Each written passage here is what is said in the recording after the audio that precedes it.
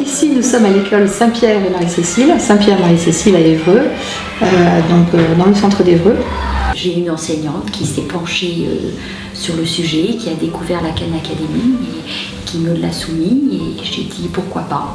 Il y a eu une phase de découverte pour tout le monde, moi l'enseignante comprise, et puis très vite je me suis rendu compte des possibilités de l'outil et de ce que ça pouvait apporter en classe.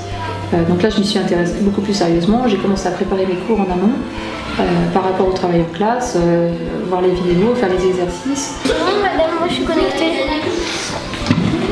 Oui, on a 11 PC en salle informatique, donc ils travaillent en demi-groupe.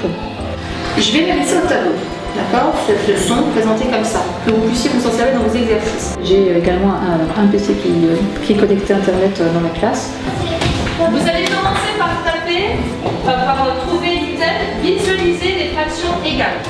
Ça permet de créer différents espaces de travail dans la classe aussi, puisque j'ai aussi ma tablette numérique. Et à certains, soit de se réentraîner, soit de créer des exercices. Là, les enfants sont devant l'ordinateur et la maîtresse vient à côté d'eux ou derrière eux et circule. Si bien que le rapport de la maîtresse à l'enfant n'est plus du tout le même et de l'enfant à la maîtresse également. Il faut savoir, dans une journée de classe, aussi bien utiliser le numérique que le support papier. Je veux dire, il ne faut pas délaisser l'un pour l'autre. Très important pour nous, c'est qu'ici on a le droit de se tromper. Et dans la Khan Academy, quand on fait un exercice, ce qui compte, c'est d'essayer, de s'entraîner, de faire jusqu'à ce qu'on y arrive.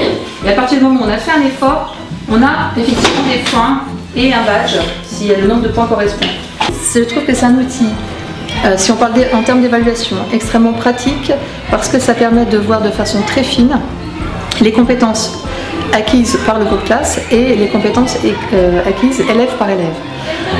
Comme il y a plusieurs tableaux de visualisation des compétences, soit de la classe, soit des élèves, on a tout de suite une vision immédiate et globale de ce qui a été fait, mais également on a tout l'historique de ce qu'ont réalisé les élèves, ce qu'on n'a pas forcément dans un cahier.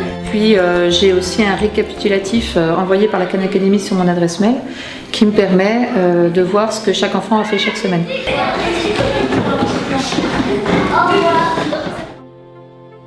Et ce que je constate, moi, c'est une motivation constante. C'est que jamais aucun enfant ne m'a dit « bon, je peux éteindre, je peux passer à autre chose, j'en ai assez ».